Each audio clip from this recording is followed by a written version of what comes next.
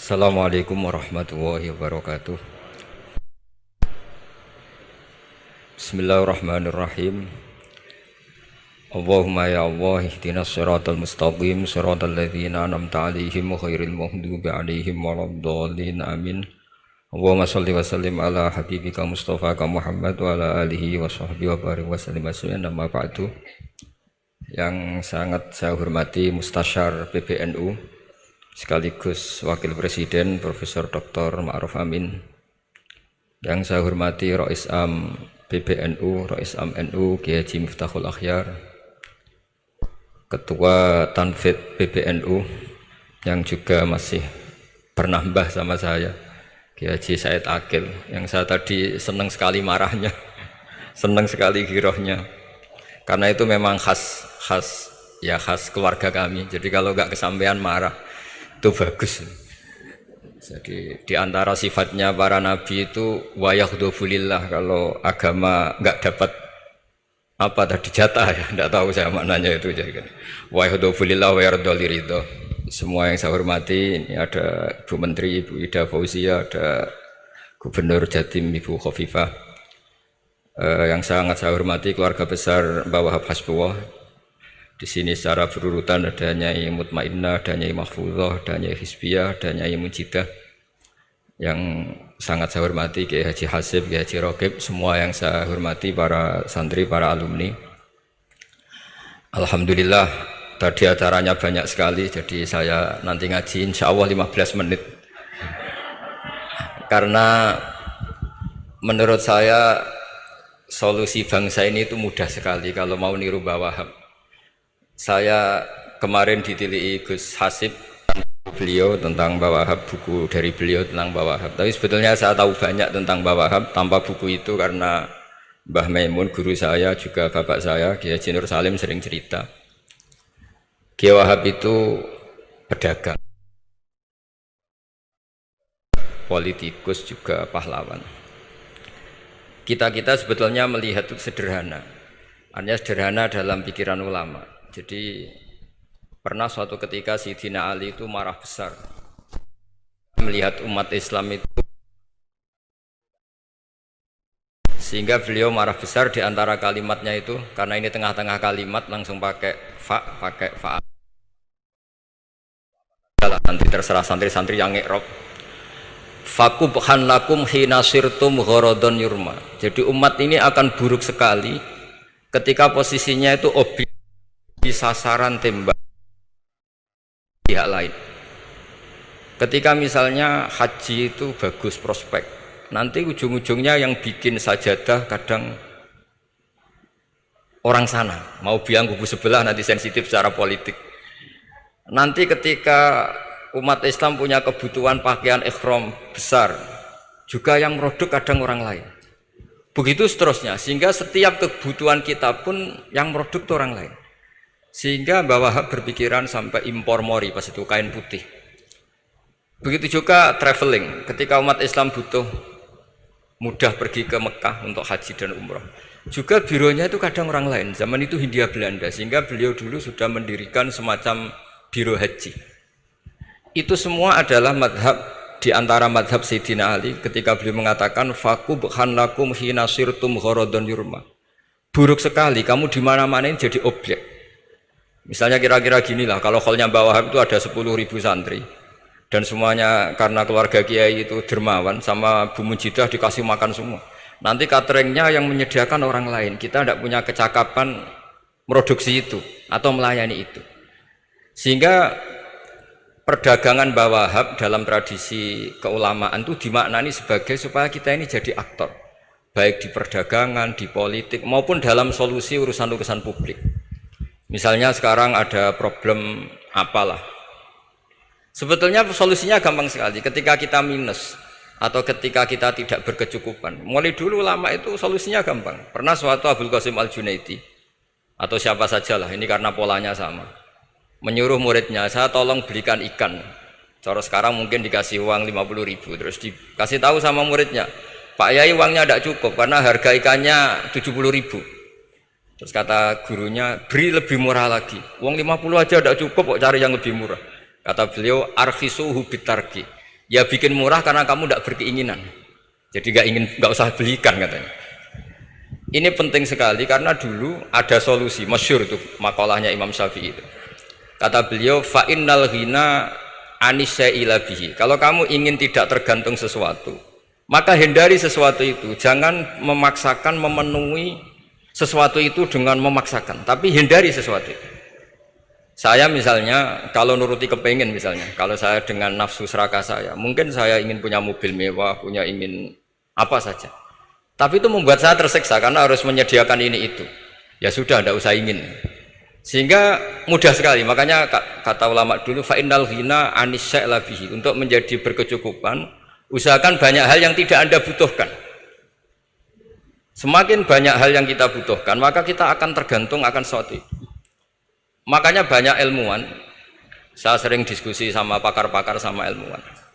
Apakah negara Amerika itu negara yang kuat? Banyak ilmuwan yang berpikir itu ilmuwan politik, bukan tasawuf, berpikir negara paling lemah itu ya kayak Amerika. Karena semakin powernya kuat, ketergantungannya semakin kuat. Untuk memenuhi kebutuhan listrik harus begini, untuk kebutuhan minyaknya harus ini. Semakin kita kuat, maka ketergantungan akan sesuatu semakin banyak. Jadi ibarat orang yang punya Alphard sama yang enggak kayak mana ya, kayak yang enggak karena kebutuhannya ada banyak. Artinya dalam kondisi krisis, ulama masih punya solusi yaitu al-ghina itu anisya'la bihi. Jadi usahakan ketercukupan itu karena menghindari kebutuhan-kebutuhan yang tidak primer, yang tidak prinsip. Bukan memaksakan semuanya terpenuhi. Karena kita ini ulama. Dulu ketika sebelum ada negara, belum ada TNI, itu ulama punya cara untuk ngelawan Belanda. Karena mereka terbiasa punya loyalis, punya muhibbin, punya ghirah, punya strategi. Sehingga Belanda itu kesulitan ngadep ulama. Apalagi mereka terus ke Mekah, ketemu komunitas internasional yang semuanya berfatwa bahwa penjajahan harus dilawan. Itu luar biasa. Belum ada negara, nggak ditopang negara, kemudian tetap bisa melakukan perlawanan. Coba kalau dulu ngelawan nunggu, wah saya mau ngelawan penjajah kalau saya diangkat jadi TNI, saya mau ngelawan kalau saya punya otoritas yang disahkan negara, itu ribet negara.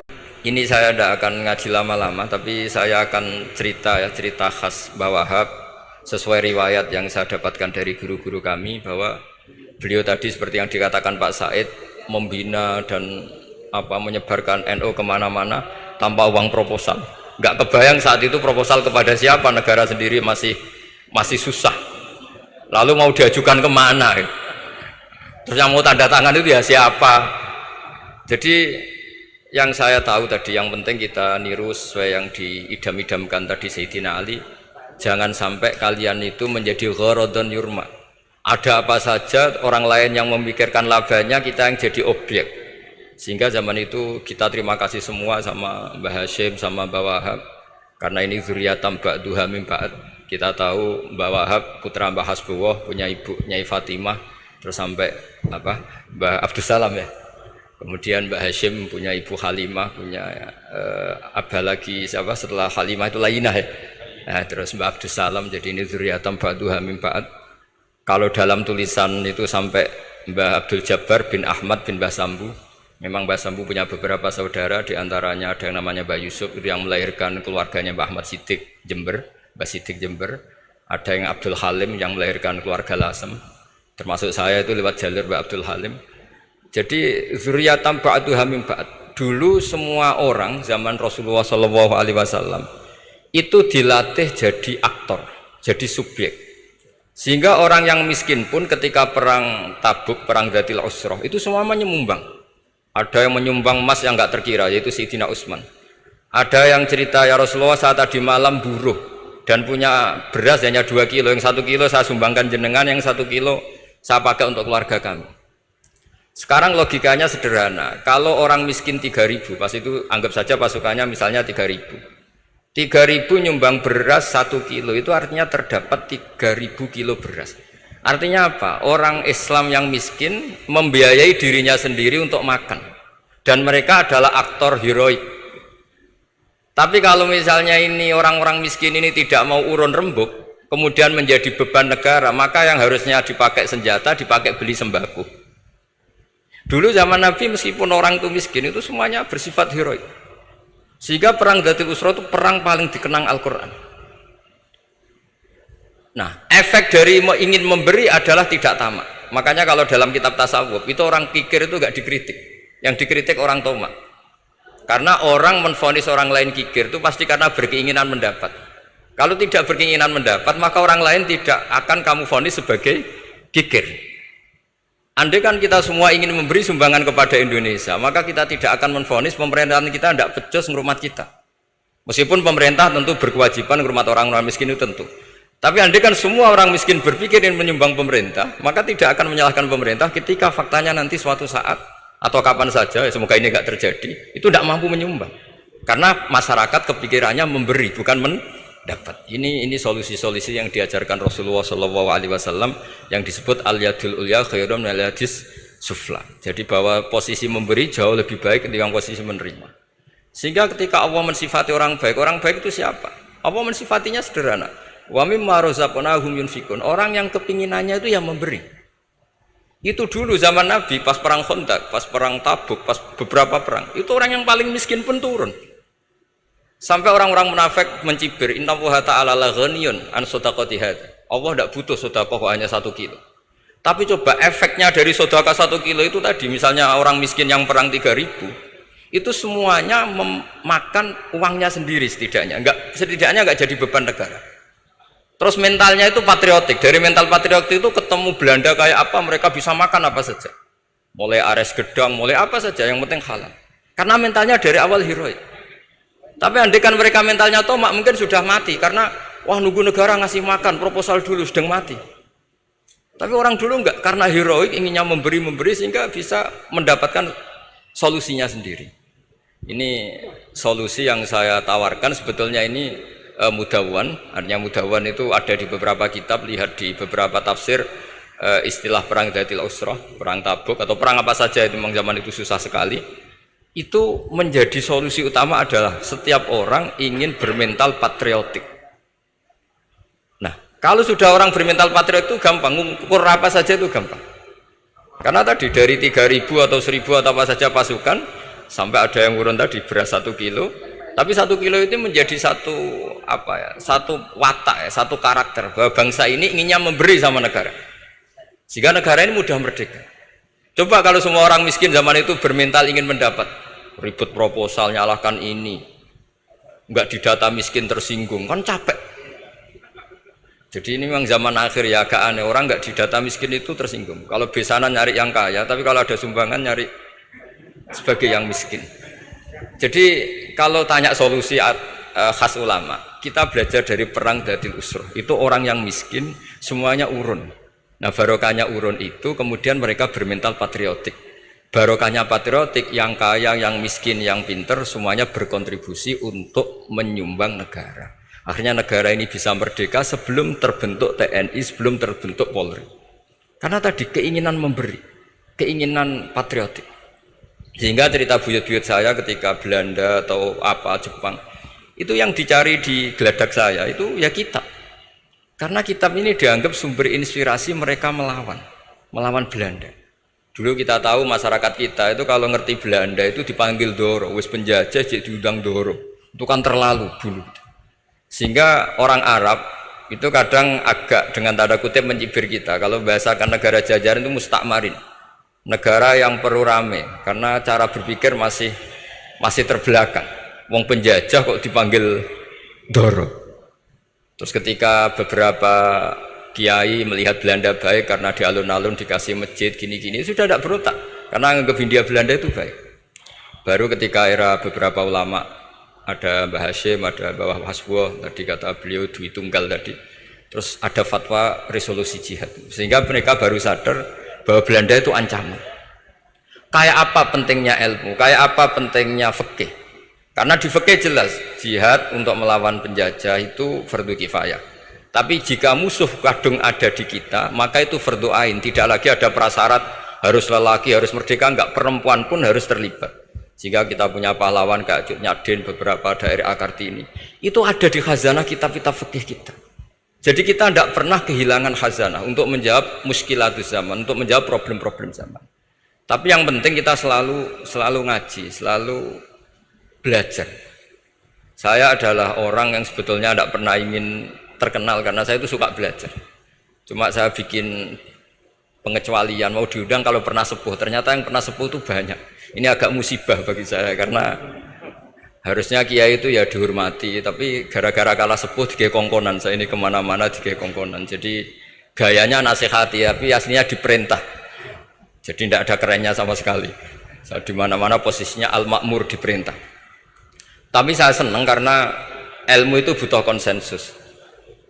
Andai kan saya tidak pernah ngaji di depan Mbah Mun, di depan bapak, di depan guru-guru, maka mungkin saya tidak pede atas bacaan yang saya baca. Karena saya tidak tahu ini benar apa enggak. Jika masyhur dalam guyonan santri, ada orang tidak baca-baca kitab, cari kamus sampai mati tidak ketemu, karena dia bacanya lam tardiman.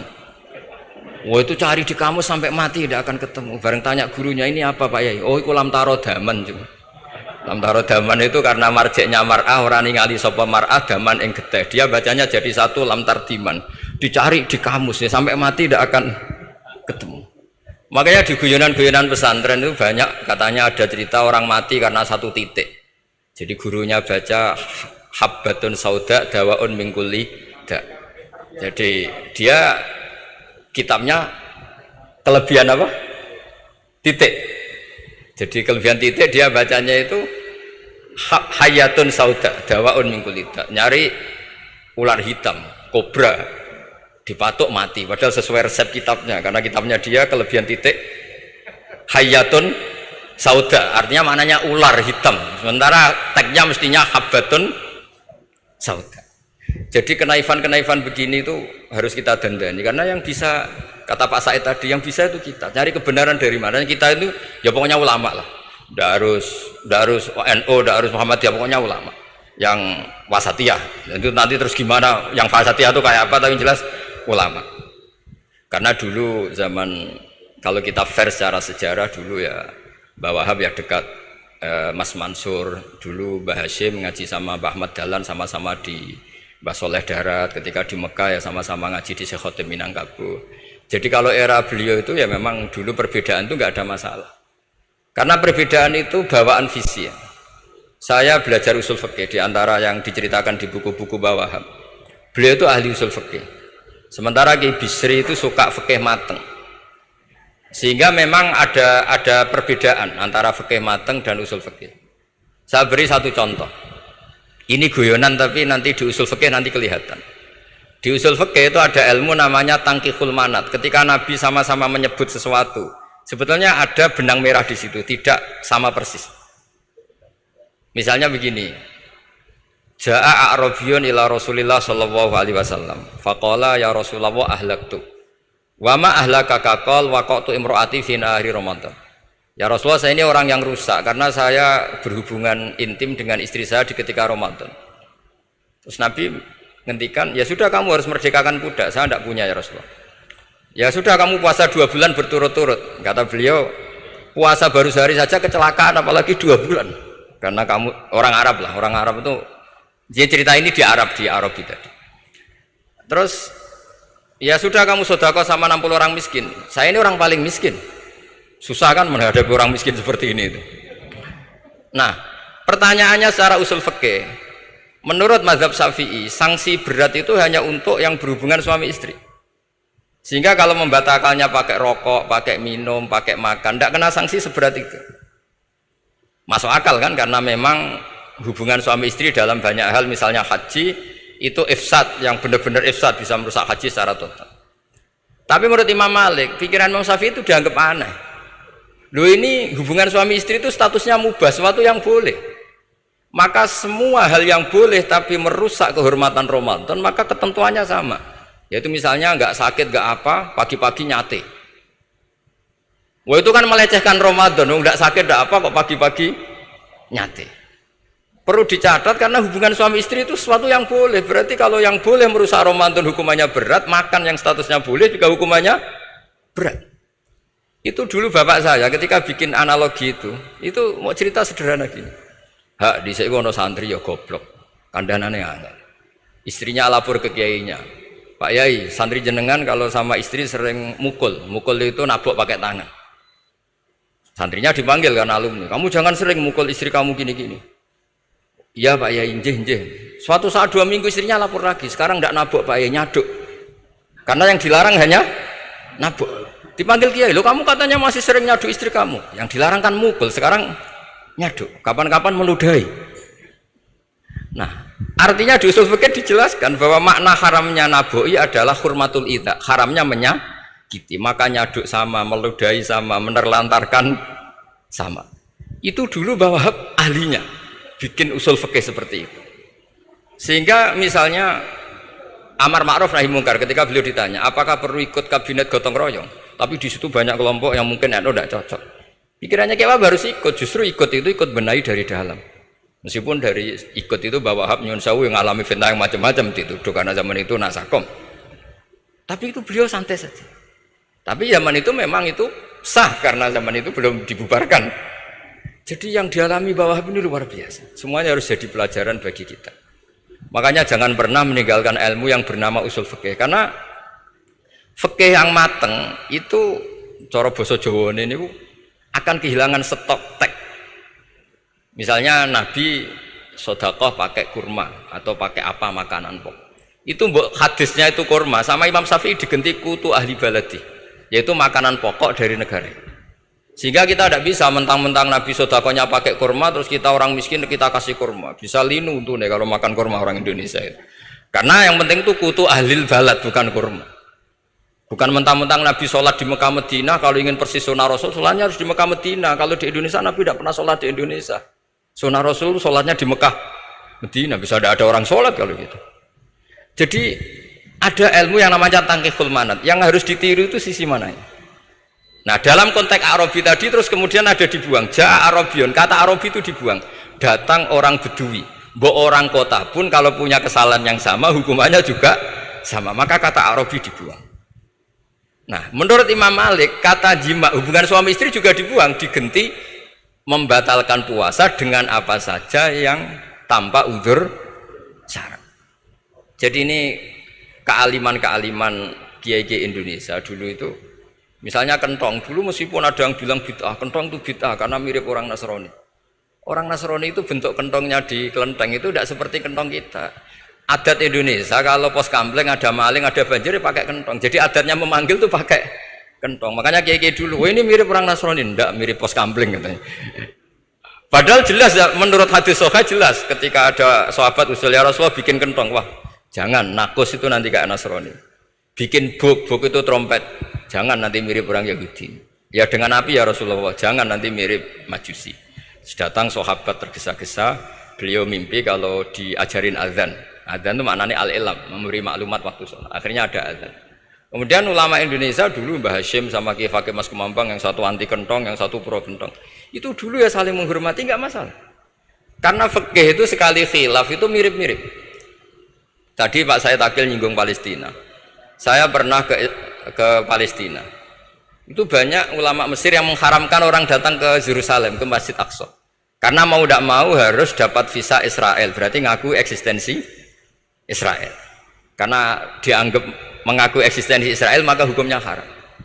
Tapi saya pernah ketemu Imam Masjid Aqsa. Beliau bilang begini, Pak Bahak, kalau orang Islam dari seluruh dunia tidak datang ke kami, maka eksistensi kami dianggap diabaikan oleh komunitas internasional. Dan itu dengan mudahnya Israel mencaplok kita. Sehingga separuh ulama Mesir juga mewajibkan yang mampu harus ke sana. Dengan cara itu Aqsa aman karena masih diperhatikan ulama atau komunitas internasional. Yang satu cara pandang ke sana berarti ngaku eksistensi Israel karena ada visa Israel.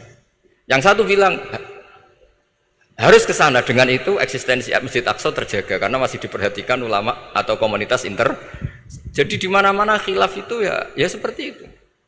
Tapi alhamdulillah di kita itu khilaf itu biasa.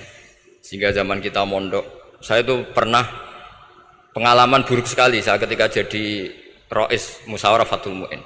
Itu ada pertanyaan gini Gus Hasib. Saya tanya gini sama orang, Gus, soft paling utama itu yang nomor berapa? Nomor 1 kata saya. Yang kedua, yang soft berikutnya, iya yang berikutnya. Kalau sudah tahu soft terbaik itu yang nomor 1, kenapa masjid gak dipakai memanjang selatan utara? Biar semuanya nomor 1. Selagi masjid itu memanjang barat timur, pasti ada soft 1, 2, 3. Itu kan kurang ajar betul. Jadi supaya orang saf satu semua ya tinggal desain masjidnya, yaitu memanjang utara selatan. Selagi masih memanjang barat timur pasti saf 2, 3. Terus saya kebalik tanya. Lalu setelah begitu yang paling abdul siapa? Yang sisi kanannya imam. Ya sudah imamnya dipojokkan pol selatan, biar semuanya dari pol kanan. Nanti ada masalah lagi, yang paling abdul siapa? Yang paling dekat imam. Yus kono kerubutu imam kan gitu. Jadi kalau nuruti fikih itu ya memang ilmu logika. Sehingga banyak orang jadi wali itu dari hasil ijtihadnya. Ada orang jadi wali karena sering sholat di shaf awal. Tapi ada wali pesaingnya justru jadi wali karena kalau sholat di belakang. Tapi tetap wali. Suatu saat dua wali ini ketemu. Loh, kamu kok wali? Padahal kalau sholat paling belakang. Saya tuh malu sama Allah. Kok koyok sok suci ya kok ngarep gitu. Jadi wali karena adab bukan karena malas loh. Saya itu gak pede. Saya saja kok sholat di depan. Maksudnya kok kepedean itu. Tapi tentu secara syariat tetap baik yang di depan. Ini saya bukan bela yang, kenapa saya cerita bela yang belakang, karena yang bela jarang gitu, makanya saya, dan kebetulan saya kalau sholat ya sering di soft belakang. Tapi ini saya cerita betapa logika fikih itu khazanahnya banyak dan luas, dan kita bicara usul fikih itu biasa. Kita belajar sama beberapa ulama. Saya berkali-kali cerita di mana-mana. Muhammad bin Hasan Asy-Syaibani itu mewajibkan ulama kaya, dan beliau kalau ngitung duit itu di kamar tamu, di ruang tamu. Sehingga santri ora kepikiran nyalami template. Kan cara wong Jawa kan meliting ngitung duit kok di ruang tamu. Tapi ternyata alasannya beliau masuk akal. Ben santri ku roh nak kiye di duit, jadi ora perlu kepikiran nyumbang gula. Ya masuk akal. Tapi yang nyimpen duit ya masuk akal, wong duit kok dipamer-pamerno. Tapi yang pamer nggih monggo nak niate ben wong liya ndak perlu berempati, gak perlu sakit. Jika nggak perlu didata dapat BLT, mereka duit tidak kok. Ya, itu semuanya istihad. Assalamualaikum warahmatullahi wabarakatuh.